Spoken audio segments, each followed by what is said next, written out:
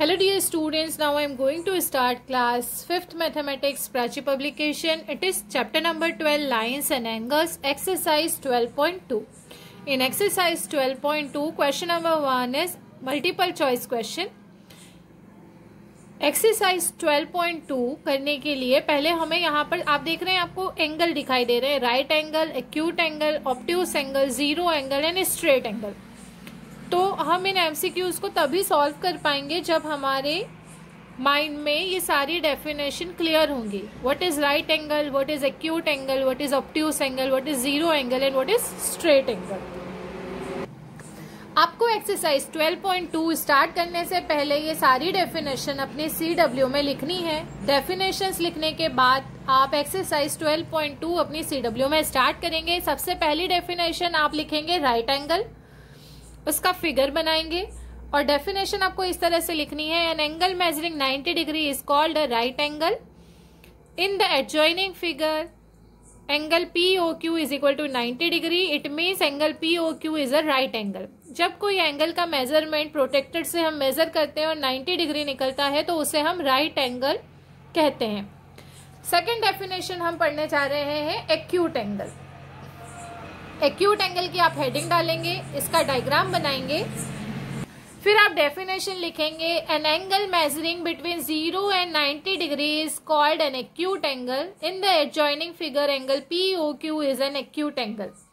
इस डेफिनेशन का मीनिंग है कि जो एंगल का मेजरमेंट 0 से 90 के बीच में होगा वो सारे एंगल्स एक्यूट एंगल होंगे. आपको ये फिगर भी बनाना है CW में, जैसे 25 डिग्री, 35 डिग्री, 46 डिग्री, 87 डिग्री.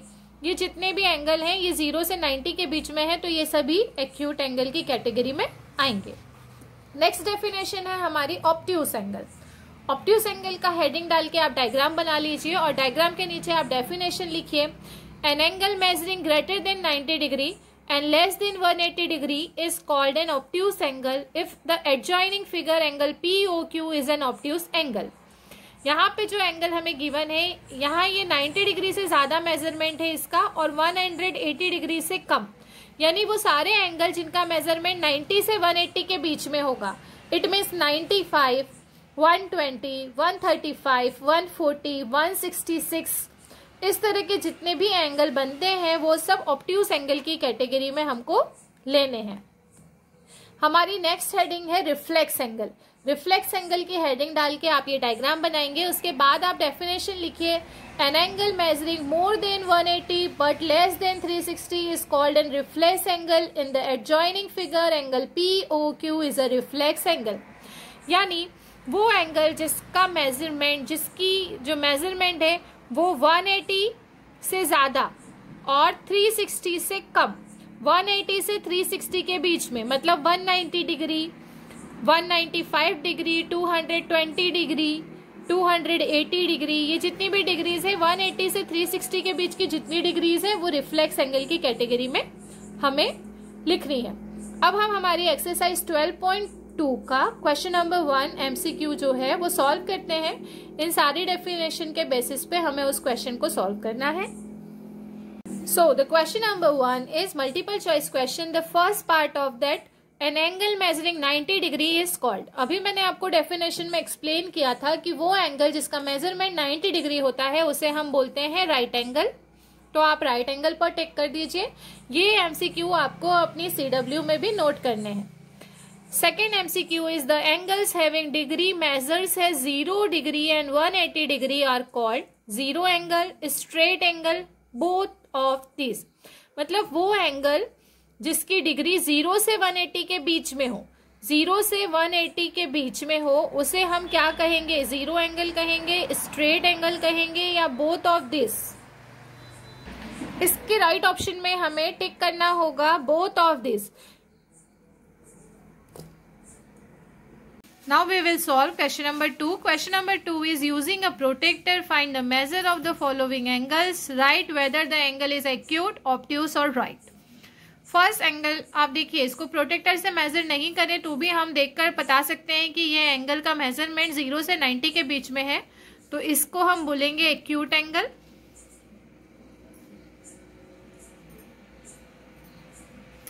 पहले आप क्वेश्चन लिखकर फिगर कॉपी में बना लीजिए, उसके बाद आप आंसर लिखिए एक्यूट एंगल। यहाँ सेकंड फिगर का मेजरमेंट हम देख रहे हैं। यहाँ पर जो साइन लगा है ये 90 डिग्री एंगल है, राइट एंगल है, तो इसे हम बोलेंगे राइट एंगल।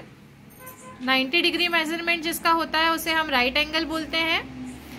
थर्ड फिगर की अगर हम बात करें तो थर्ड फिगर का मेजरमेंट 90 और 180 के बीच में है। 90 डिग्री यहाँ बीच में होता है, इससे ज्यादा है, तो इसे हम कहेंगे obtuse angle. According to definition it is obtuse angle.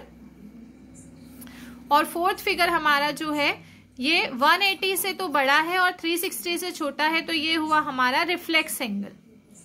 आपको ये सारे डायग्राम अपनी CW में पहले बनाने हैं, डायग्राम के नीचे ही आप अपना आंसर लिखेंगे।